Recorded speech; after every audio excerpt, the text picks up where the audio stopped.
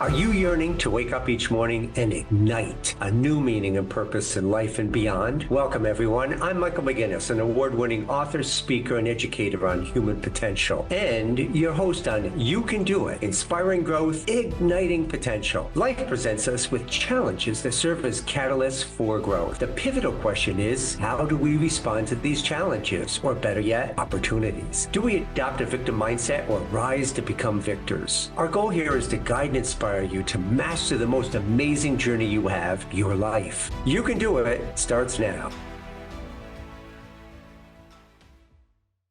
Hey everybody, Michael McGinnis here with You Can Do It. We've been on this amazing topic of retirement.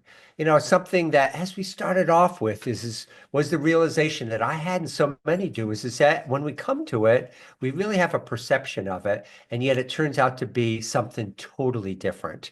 Filled with challenges and issues and things for this period of time, which we originally think is sort of this utopia. Well, we've been going through a number of different sessions. We've been fortunate to have Heather with us as a coach to really help us sort of delve into some of these aspects of retirement and what it's all about, using the work of Dr. Riley Moynes and Abraham Maslow and others, really start giving you this framework related to retirement. Well, we zoomed through last time the the phases one and two that Dr. Riley Moynes had in his four phases of retirement. And that's where we really talked about, went from this honeymoon period all of a sudden into this really tough time where we hit all of the walls, we absorb all of the losses that really go along with retirement. And many of us experience the three Ds, the decline, depression, divorce. And so from that, as Dr. Riley Moynes said, is about 65% of the people only can really move through to stages 3 and 4. And that's really where we turn the corner. Because that tells you something, right? Like there is a lot of people, succumb to the challenges and are unable to get through those. Or as Dr. Riley Moynes said, don't want to do the work to get there. And it does. It takes work to get there. And that's where this concept ties into the theme of our podcast, that it's really all about human potential and developing your full potential. And once again, is the opportunity to achieve your full potential in retirement. It's a choice, just like it is in any other phase in our life. A choice to want to rise up, and in particular, this one, to make the most out of the rest of your life, right? And if that's not a wake-up call, I'm not sure what is. So let's delve into stage 3. Well, first, before we do, the essence of it is really a key question.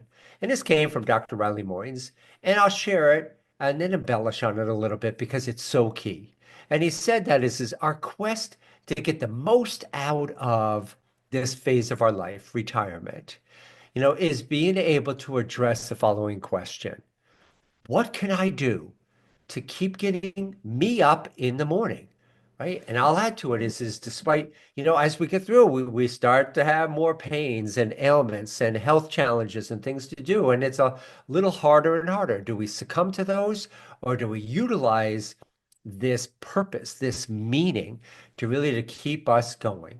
And that's what he said is that what can I do to keep getting me up in the morning and discovering what I can do to provide me, right? Because that's what it's all about, me, ourselves, being able to achieve meaning, satisfaction, and a sense of accomplishment, and being able to achieve this through the rest of my life. Wow, profound comment. And we'll develop and expand on that a little bit. But in essence, that's what that phase 3 is all about. So we come out of that tough stage, absorbing the losses, the 3Ds, and the response to that, again, for those who choose to get there, is rapid experimentation. It's that phase of which we're going to do, as he calls it, trial and error. We're going to try things. Well, some people, again, go through and they'll start learning a new language. They'll go back to school and university and get a degree. They'll start volunteering. They'll start grandparenting for their grandchildren. Anything that they can start doing to just start experimenting. Pottery, lessons, learning a new language, taking piano. I think I shared that example a couple of episodes ago for a woman who was 98 years old, just starting to learn piano. And so all of these things is just experimenting. And some of these things are going to fit and some of the things are not. But that's why you want to experiment with it. Go try it out. And don't let the fact that the first one fails signify to you that this isn't going to work, right? It's just like anything else in life. We fail, and what is resilience? The ability to be able to get up, dust ourselves off, and keep going forward, right? And it's that additional effort. We're going to have to learn this throughout the phase of retirement because it gets a little harder and harder as we go through and experience the pains and aches and the health issues, et cetera. But we keep on going. And it's that meaning and purpose that really are the things that drive us there. Well, what did I do? Well, I came to this area and I hit the 3Ds, all of them, right? And I went through that. As I mentioned, I really went into depression. It was a tough time for me. I started counseling again. I knew that secret to go in front of a professional to really to help me walk through these phases again of starting to get back on my own. And from that, I joined a couple meetup groups, which are fun, were fabulous. I picked up pickleball, and board games and Pictionary at somebody's house. I mean, all of these fun events that started to get me out of the house and socializing with other people. Well, some of my friends and best friends that I have today are people that I met in that stage of trial and error. And some of the things stuck and some of the things did not. But I kept on trying. I kept on learning. And so I started to realize, this paramount question in stage three or phase three, is what is it that we really like to do? And the best response to that, as Dr. Riley Moynes talked about, was going back to our life and starting to think about even in our work years, what is it that we really love to do? What gave us the most sense of meaning and accomplishment? And from that, it could be a variety of things, a fact of taking charge or providing a service to another's or, being able, I'm really good with numbers or whatever the case may be. In my case, when I looked at that and I look back at my career, two common elements that really meant a lot to me was, first of all, as an educator, I was in corporate education. And I loved being in the classroom and I was really good at it, right? And it's important to acknowledge what we're really good at, right? And I was. It was something that I really enjoyed, that chance to be able to go out there, to influence, to challenge others. And so one of the things that came up was, what can I do in Cape of education? Well, I started to look into it. There was substitute teaching in high schools. There were a number of teaching gigs that I had found. There was some part-time contractual work in corporate America. And fortunately, I also was able to get an adjunct position at a local university teaching the topics that I really knew well throughout my career. And it was awesome. It was great, but it didn't stop there. I realized, wow. And another aspect that I really enjoyed throughout my entire career wasn't a job title, but it was just something I was known for and I did all the way through. It was coaching others. And I really enjoyed that. And so with that was the ability, again, to be able to help other people. And that's when I also realized, no surprise, that I really loved helping other people as well. So one of the things I found was a coaching job, right? Coaching, being able to help people in different capacities. Some today still last. They relate to coaching people through career transitions. They've been laid off. They need the help and guidance to be able to get back onto their own feet and land a new role, as well as all other aspects of coaching, leadership coaching for those aspiring to be a great leader, and coaching just to be able to get on with the life coaching in effect. And it was fantastic. So I was starting to do things that was really giving me a sense of meaning and purpose. And those were the things that got me up in the morning, right? As otherwise, what I found for me is I didn't really enjoy sitting around doing nothing. I wanted to do some of nothing, getting out into nature in particular, taking walks with my dogs, which was another fantastic thing that I did. And I started to meet other people who were walking their dogs, as well as just in that quiet solitude time in nature and reflecting on life and doing my meditating, other things that I really found that helped to increase my sense of self-awareness and to give me a sense of peace within. And these other aspects all started to develop. So you can do it. Just as the name of the podcast is, you can do it. You can find these things, but it often takes a lot of experimenting. All these things, they seem so natural now. But of course, when I hit that obstacle and I started to feel that depression, it wasn't easy at first. So I had to push myself, get out. And once I started that ball rolling, I found that I was able to start to identify new and different opportunities, and many of them are which I still do today. And guess where podcasting came in?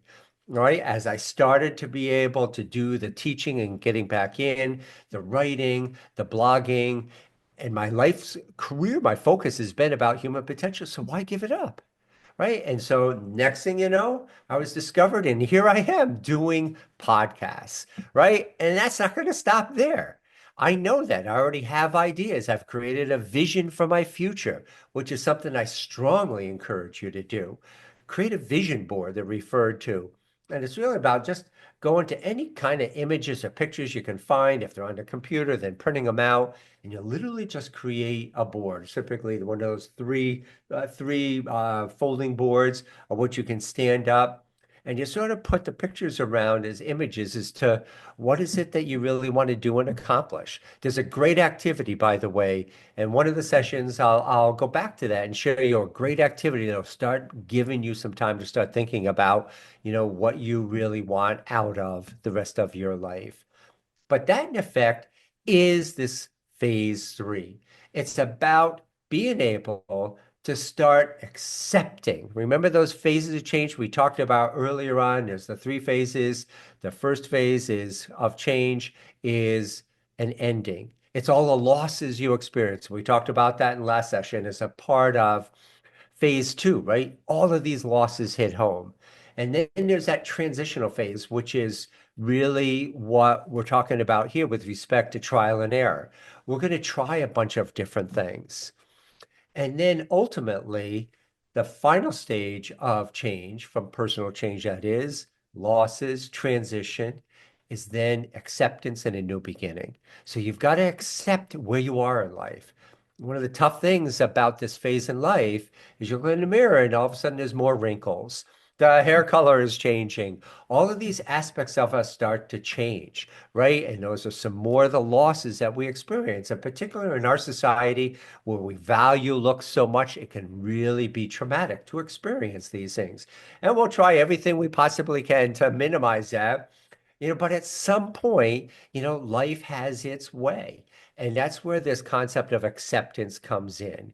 And when we ultimately accept that we're in this transition, that we're in this phase of life, and we're starting to make forward progress, we're starting to find meaning and purpose, then we could start moving into greater levels of acceptance and happiness and peace about this. And that's really critical to do, because if not, that's where we'll fall back from phase three, as Dr. Riley Moynes says, back to phase two and be in one of the three Ds once again. And so that's a part. And then once we do that and pursue it, the beautiful part about phase four is reinvent and rewire, as he calls it. And I love it. This really, and the reason I really love it is that I'm a great student of neuroscience. And if you were to study Joe Dispenza or many of the others with respect to the concept of neuroscience, it basically reiterates this is that we can always change. In fact, we always are changing. And we tend to self-limit ourselves by those self-limiting beliefs that we talked about earlier in my podcast venture, right here, those limiting beliefs that really hold us back. And then instead, we really begin to open up to change. And the beautiful thing about neuroscience is it proves is that we can change. Our brain is malleable. It doesn't stay put. In fact, that's one of the great things that older people returning to education, first say, oh, I can't do that. I can't do that. Again, that's that limiting belief. They get in there and they begin to start rewiring the brain to start learning again. And it's awesome because you can. And it's a powerful concept really for so many aspects of life. And I do that all of the time. I'm rewiring my old limiting beliefs into more positive, meaningful, and powerful beliefs. Well, again, for getting through the phases of retirement, as we're getting older, experiencing more of the aspects of aging, you can rewire yourself. Now, I'll even go to the point of telling you is that there are things that I've been playing with respect to this reinvent and rewire in neuroscience. And I have actually felt myself feeling more energetic and more agile and more athletic than I was for the last 20 years. And it was again stuff I started to put into mind, beginning with affirmations. Hey, I am flexible. I'm athletic. I am energetic. I'm filled with energy. I'm growing with energy. I am perfect health. I am perfect health. I am perfect health. That I recite to myself 100 times a day. And it's a kind of a thing that formulates into a belief and it's mind over matter. Well, that's another topic, but it's good to know is that these are the kinds of tools and resources that are available to us today. And that's why for those 65% that discover it, they tap in, they start utilizing these tools. So start going to meditation or yoga or whatever the case may be to start countering the challenges of retirement. And that's exactly what I've been doing. Hey, I've made it a premise. I'm never going to talk about stuff that I have not applied first. And that way I can see it, prove the concepts first, and then see it in others, research it further, and see it and realize, wow, there are some real things out there to help us achieve our full potential. Well, so we're into phase four, right? And there's one of the great images that Dr. Riley Moynes has. And if it flash up here is the old coots, right? He talks about it as at a state fair, walking down a path, and here's this group of individuals of older people who are sitting there, and a sign, something along the lines is, "Oh, coots, we give free advice for whatever the value it is, or whatever." And yet people did. He said noticing there was this, particularly younger people, which was so awesome to see. But the common denominator that's found in phase four is the realization that it's about the service to others. Right? As much as we're facing periods of decline or challenges over there and experiencing it, we rise up to the occasion because we're going to help others. And he gives all kinds of great examples, and I love him. People think it has to be a podcast or things like that. It could be so simple to help others. He gives a couple of examples. A gentleman who really hit this wall himself, got out, did some of this rapid experimentation, trial and error, and he ended up really enjoying delivering the pharmacies, the drugs you get from the drugstore to elder individuals who couldn't drive to get there. And what he did is he'd arrive, at the place and it had conversation. And they were so happy to see him because, again, so many of them are facing loneliness, the inability to get out. And he'd have conversation all over handing him the pharmaceuticals they had ordered. And he made that this moment of giving to others. Amazing, profound. Now, the gentleman did it again, very simple, of delivering pizzas. He loved pizzas. He just really enjoyed it. And he found a pizza place that he really loved. He purchased them from throughout his life. And he was a deliverer. He delivered pizzas. And he just loved it. And he got to know his clientele. They got to know him. And he felt like he was really getting some of his own needs for social life, but yeah, he was giving to others. And he was not only giving them the pizza, he was giving them an experience, the smile, the conversation, to getting to know them. Oh, there were some that didn't want that, but many did, right? And it's simple. And it goes all the way through the spectrum. Wherever you want to go, is it volunteering that you want to do? Is it continuing in your work that you've done throughout your career? But doing it in a space of which is focusing on an aspect or core competency that you had there. Like me, I said coaching, and finding elements that you can do within the corporate sector or public sector or volunteering or in academia, teaching all of these things. Now, I will say one of the tough aspects that you experience as you get older is ageism. And we've talked about that several times. And we do want to try to get back into corporate America, and the blockade is up. And we have to accept that, but don't let that block you. It hurts at front, believe me, I've been through that. So the key is to be able to just, again, trial and error, keep backing up phase three, right? Trial and error, and find the different avenues that work. And I now today I meet so many people in the Red Cross who are hospice care is something I really volunteered in for many years. And what a profound thing to be able to help people. And that's a topic that I'm glad I just mentioned because something we'll come back to. We don't have time in this session, but the power of this phase of our life is that we begin more and more to confront our mortality. I went to my high school reunion and saw the board of how many of my classmates had already died, right? It's that reality that comes with aging. And what a great experience it was in hospice care, not only to help and give back. Frankly, I gained a ton because they taught me so much about life lessons that at some point I'll have a podcast on that. It's powerful and profound what they teach you. But the biggest thing was being able to be there to help them. And in a way, it kept reminding me that someday I'll be lying in that bed and I can better mentally prepare myself, but mostly I can live my life now in a way that's conducive with feeling better about achieving my full potential. Those are the people that really die with the best ease versus consternation because they have given life it all. There's a great quote I have on my website, growingwithpotential.com, from George Bernard Shaw, and it starts off, I want to be thoroughly used up when I die. All right. He goes into this great saying. And to me, that's really what I'm leading to. I want to have that feeling that, no matter what the beliefs or sentiments are about what's next, is that what I had in my control is this life. And in this life was the choices that I realized I had as to how I wanted to make it. And then what were the choices that I had in my control to be able to go, and particularly in the phase, and I started this earlier in my life, was making it about service to others. And I strongly encourage that. The sooner you do that, sooner you get this reward recognition, this feeling internally that no other feeling in the world can compare.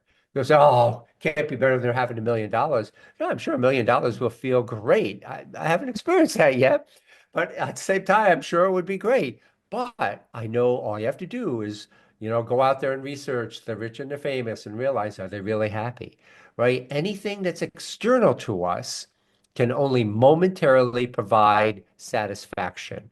It's the things that are inside of us, who we are, our values, and how we lived according to the values that give our everlasting peace. And that's the thing that I encourage you in this experience is to make the most out of this experience to achieve your full potential. There's a great book, Elizabeth Kubler-Ross, and it's called, we used it for training in hospice care, and it's Death, the Final Stage of Growth.